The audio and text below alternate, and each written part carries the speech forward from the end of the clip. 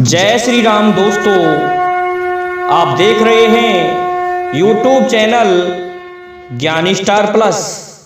तो दोस्तों, आप सभी का हार्दिक स्वागत और अभिनंदन। दोस्तों, आज हम आपको बहुत ही सुंदर वीडियो लेकर उपस्थित हुए हैं, जो कि इस प्रकार से है।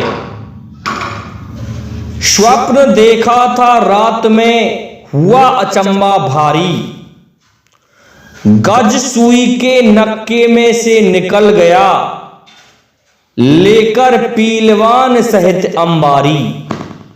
दोस्तों, बहुत सुंदर वीडियो हम आपको लाए हैं, और इस वीडियो का उत्तर जानने से पहले जिन भाइयों ने अभी तक हमारे चैनल को सब्सक्राइब नहीं किया है, तो वे पहले अभी हमारे चैनल को सब्सक्राइब करें, साथ ही बेल आइकन को भी प्रेस कर दें, जिससे कि आने वाले वीडियो का नोटिफिकेशन आपको मिलता रहे। तो दोस्तों, आते हैं मूल कथा पर।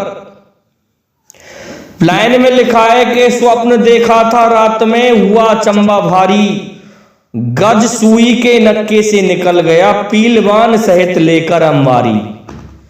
दोस्तों, हाथी सुई के नक्के में होके के निकल गया, इसका हमें आपको अर्थ बताना है। तो क्या हुआ दोस्तों, जब पांडवों ने अज्ञातवास समाप्त कर लिया, तो उन्हें वापस आना पड़ा हस्तिनापुर में, और अपनी राजधानी इंद्रप्रस्थ को महाराज धृतराष्ट्र से मांगने लगे। इस पर उस समय दुर्योधन युवराज बनना चाहता था और कहने लगा कि नहीं, राज तो हमारा है, हम इसका कोई विभाजन नहीं करेंगे। तो शांति दूत बनकर के भगवान श्री कृष्ण जाते हैं धृतराष्ट्र की सभा में, जहां पर दुर्योधन बैठा था। तो पहले भगवान श्री कृष्ण दुर्योधन की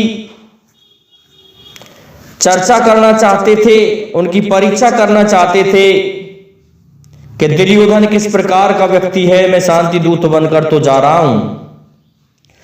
तो क्या होता है दोस्तों, भगवान ने एक ब्राह्मण का रूप धारण किया और दुर्योधन की सभा में उपस्थित हो गया। दुर्योधन कहने लगा, बोलिए ब्राह्मण, किस लिए आए?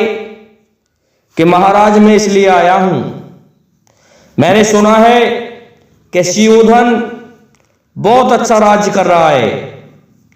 तो महाराज, आज मैंने एक स्वप्न देखा था, और उसमें इस तरह से घटित हुआ कि एक हाथी अंबारी सहित सुई के नक्के में होकर निकल गया। दोस्तों, इस बात को जब दुर्योधन ने सुना, तो दुर्योधन कुपित होकर के बोला, ब्राह्मण, स्वप्न तैने देख लिया होगा कहीं सुई के नक्के से, और हाथी निकल सकता है? ये ब्राह्मण पागल हो गया, इसको बाहर निकाल दो। दोस्तों, कृष्ण भगवान समझ गए कि इसमें तो अहंकार है, ये नहीं मानेगा। तो दोस्तों, थोड़े समय बाद भगवान कृष्ण लौट जाते हैं और फिर अपने असली रूप में शांति दूत बनकर के आते हैं। आकर के कहते हैं कि ऐसा है, मैं पांडवों की तरफ से शांति दूत बनकर आया हूं। महाराज दुर्योधन, आप उन्हें 5 गांव दे दें और उनसे उनका भरण पोषण हो जाएगा। हम ज्यादा नहीं मांग रहे हैं, युद्ध नहीं करना चाहते। लेकिन दुर्योधन क्या कहने लगा कि मैं सुई के नोक की बराबर भी जगह पांडवों को नहीं दे सकता। इस पर जब दुर्योधन ने नहीं माना, तो भगवान श्री कृष्ण ने अपना विराट स्वरूप दिखाया और दुर्योधन को दिखाया कि सुई के नक्के में होकर के हाथी निकल रहा है अंबारी सहित। दुर्योधन देख करके दंग रह गया कि ये कृष्ण का कौन सा स्वरूप है। भगवान के मुंह से अग्नि ही अग्नि निकलने लगी, अग्नि की लपटें बहराने लगी। पांडव कौरव भयभीत हो गए, और उसके पश्चात भगवान तो भगवान ही ठहरे, वो चले गए अपने भक्त विदुर के घर, और विदुर के घर जाकर के विदुरानी से कहने लगे कि मैं भूखा हूं, मुझे भोजन लेकर के आइए। विदुरानी ने सोचा कि प्रभु आए हैं, केले रखे हुए हैं और तो कुछ था नहीं, तो केलों को लेकर के आई प्रभु के लिए और कहने लगी कि प्रभु केला खाइए। तो उनके प्रेम में इतनी विभोर हो गई कि उसने केले की गिर्रियों को तो कूड़ेदान में पटक दिया और केले के छिलकों को भगवान के लिए खिलाने लगी। दोस्तों, इस प्रकार से भगवान बड़े प्रेम के साथ विदुर के घर में भोजन कर रहे हैं।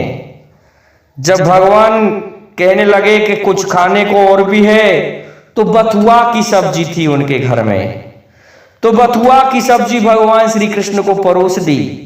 भगवान श्री कृष्ण बथुआ की सब्जी को बड़े प्रेम से खा रहे हैं। तब भगवान के प्रेम का वर्णन किया गया है कि बथुआ का साग विदुर घर खाके सट रस व्यंजन बतलाए, दुर्योधन की मेवा त्यागी साग विदुर घर खाए। दुर्योधन की मेवा को अर्थात दुर्योधन ने उनके लिए खीर बनवाई थी दोस्तों, मिष्ठान बनवाए थे, लेकिन भगवान ने क्या कह दिया कि दुर्योधन, मैं अहंकारी और क्रोधी के घर कोई भोजन नहीं करना चाहता, मुझे तो बुखार आ रहा है, मैं खीर का परहेज करता हूं, मैं वैसे भी नहीं खा सकता, ये आपके जो मिष्ठान है ये मेरे किसी मतलब के नहीं है। क्योंकि दोस्तों उनमें कहीं भक्ति भाव दिखाई नहीं दे रहा था उन भोजनों में। इस कारण से भगवान ने उन भोजनों को ठुकरा दिया, उस मेवा को ठुकरा दिया जो दुर्योधन ने बड़े लाड़ चाव से बनवाई थी कि कृष्ण शांति दूत बन के पधारे हैं। क्योंकि कृष्ण का तो अनूठा स्वरूप था और उनके स्वरूप को, भगवान के स्वरूप का वर्णन क्या करूं मैं। उन्होंने उन दुष्टों को वह स्वरूप दिखाया जिससे वो भयभीत हो जाएं, लेकिन दुर्योधन फिर भी भयभीत नहीं हुआ और उसने सत्य को असत्य माना। भगवान कृष्ण थे जो कि चराचर के स्वामी हैं, वे ही ब्राह्मण का रूप धारण करके आए थे और उन्होंने कहा था कि मैंने ऐसा स्वप्न देखा है कि एक हाथी सुई के नक्के में होके अंबारी सहित निकल गया। दोस्तों, अंबारी उसके ऊपर होती है हाथी के, और वो सुई के नक्के में होकर पीलवान सहित निकल गया। तो भगवान के लिए ऐसी कौन सी दुर्लभ बात थी कि वो सुई के नक्के में होके हाथी को ना निकाल सके। और फिर उन्होंने वो स्वरूप दिखाया भी था कि हाथी निकल गया सुई के नक्के में होके।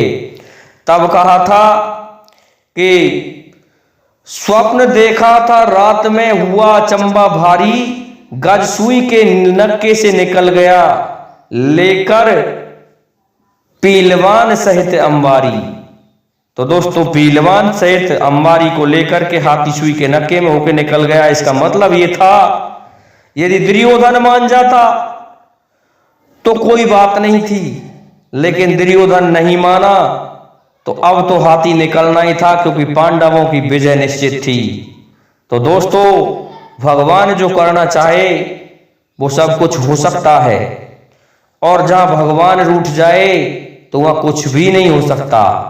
दोस्तों, मैं समझता हूं आपकी समझ में हमारा वीडियो आया होगा, इसलिए अब आप सभी से मेरा निवेदन है कि आप हमारे इस वीडियो को लाइक, शेयर और सब्सक्राइब करें, साथ ही बेल आइकन को भी प्रेस कर दें जिससे कि आने वाले वीडियो का नोटिफिकेशन आपको मिलता रहे। दोस्तों, जय हिंद, जय भारत, जय जय श्री राधे, जय जय श्री राम।